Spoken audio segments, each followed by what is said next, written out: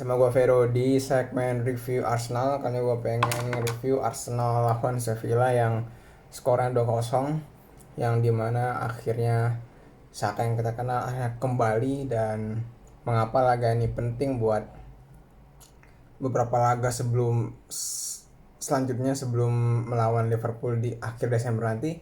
Simak ya.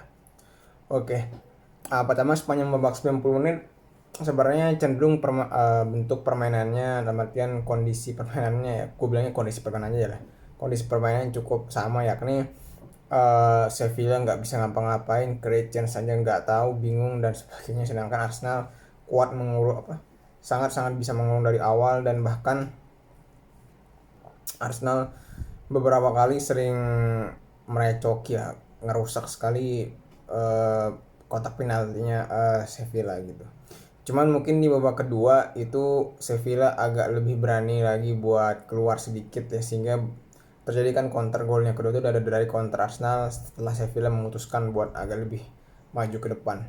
Nah, tapi yang pengen gue highlight adalah bagaimana di sini tuh Havertz itu mungkin bukan menggantikan peran Odegaard, tapi lebih tepatnya seperti lebih tepatnya seperti dia kayak memainkan peran baru di posisinya Odegaard dengan cara yang sedikit berbeda, dalam artian dia lebih seperti box to box lah dibanding kreator serangan yang kreatif sekali macam Odegaard ketika masih kalau misalkan lagi on fire atau main bagus gitu.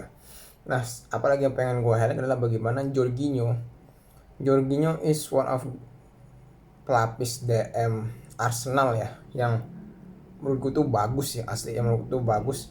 Itu pelapis ya, ingat pelapis DM yang cukup bagus ya, bukan yang inti.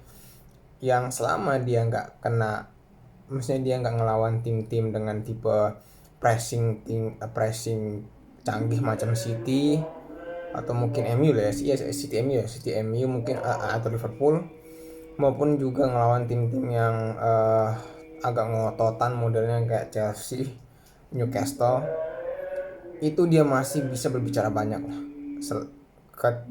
Ketika ngelawan Sevilla ini kan timnya nggak terlalu parkir bus, tapi nggak terlalu ngepressing yang gimana, yang bagus-bagus banget. Itu Jorginho bisa berbicara banyak. Bahkan gol pertama kan dari visinya Jorginho yang bagus itu kan. Emang dia lelet, tapi visinya tuh bagus gitu. Fisik sama kecepatan emang agak lelet sih kalau gue bilang. Fisiknya agak nggak terlalu kuat, body sama kecepatan juga agak lelet. Tapi dengan DM yang seperti itu perlu dibantu oleh kompatriotnya atau pasangannya yang dulu kuat di sisi fisik dan kecepatan, yakni Declan Rice. Yang menurut gue Declan Rice juga memainkan peran box to box yang sangat bagus ya, walaupun sebenarnya dia lebih ke DM, tapi bagaimana dia memainkan peran box to box juga patut diacungi jempol sih asli. Udah Rice juga pengen gue highlight terutama tuh si ini sih juga si Saka ya. Saka menurut gue juga wah Superman. Saka yang kita kenal sebelum dia cedera yang betul-betul loh, yang sekitar bulan Oktober kemarin, Oktober awal tuh, itu baik lagi. Wah gila sih, keren. Mungkin karena Sevilla lagi down maka akhirnya Saka kelihatan, tapi terlepas dari itu gue senang Saka balik lagi kepercayaan dirinya gitu. Setelah kemarin tuh seperti agak down gitu loh, down.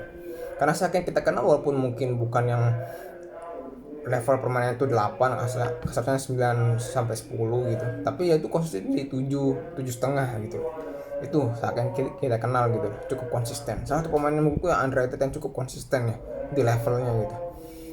Juga menurut gue yang patut dihargai adalah bagaimana peran Trossard sebagai false nine ya. Itu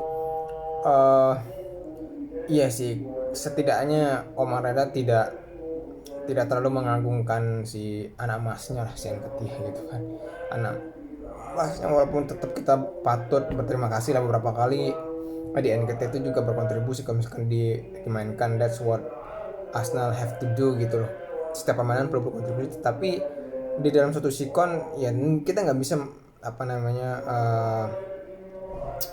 berharap terus pada Eden Ketia. Sebenarnya Eden Ketia tuh julukan Lord itu kan keluar bukan karena Edinya yang main jelek sih, tapi emang lebih kepada keputusannya si Arteta yang lebih suka menganak emaskan si Eden Ketia, makanya keluar gitu kan.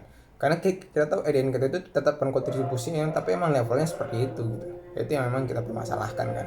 Kemudian balik lagi ke siapa ya menurut gue yang cukup perlu di highlight itu, ya bagaimana juga Arteta sekarang lebih fair lah.